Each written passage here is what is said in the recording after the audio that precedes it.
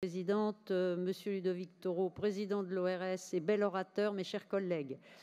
Le baromètre des Franciliens 2022 de l'Institut Paris Région a révélé que l'année passée, 34% des Franciliens ont renoncé à des rendez-vous médicaux ou les ont reportés pour des raisons financières ou des délais d'attente trop longs.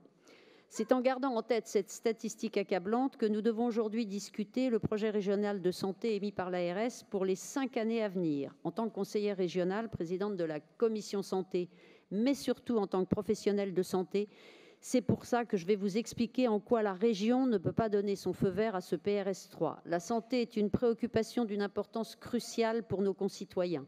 Or, l'Observatoire régional de santé a alerté sur la dégradation de nombreux indicateurs.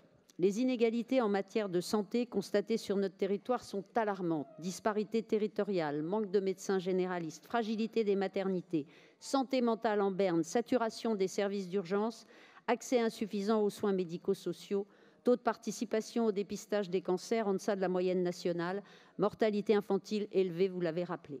La liste est longue. Nous nous réjouissons d'ailleurs que ces conclusions de l'ORS aient été prises en compte dans ce PRS 3 pour identifier ces 8 priorités pour les années 2023 à 2028. Mais le résultat n'est pas au rendez-vous et la déception est grande. L'ARS nous propose en effet un projet plein de bonne volonté, mais nous l'avons dit et répété, l'Île-de-France est le premier désert médical de France métropolitaine et tous ces problèmes nécessitent des mesures à la hauteur des enjeux, des mesures immédiates, ciblées, chiffrées, priorisées, afin de répondre aux difficultés croissantes auxquelles les Franciliens sont confrontés. Autant d'actions opérationnelles que ce PRS 3 ne prévoit pas. Aujourd'hui, la bonne volonté ne suffit plus. C'est justement pour contribuer à mettre un terme à cette spirale infernale que depuis 2016, la région Île-de-France a développé une politique inédite dans le secteur de la santé, tant par son ampleur que par les moyens mobilisés pour pallier les manquements de l'État.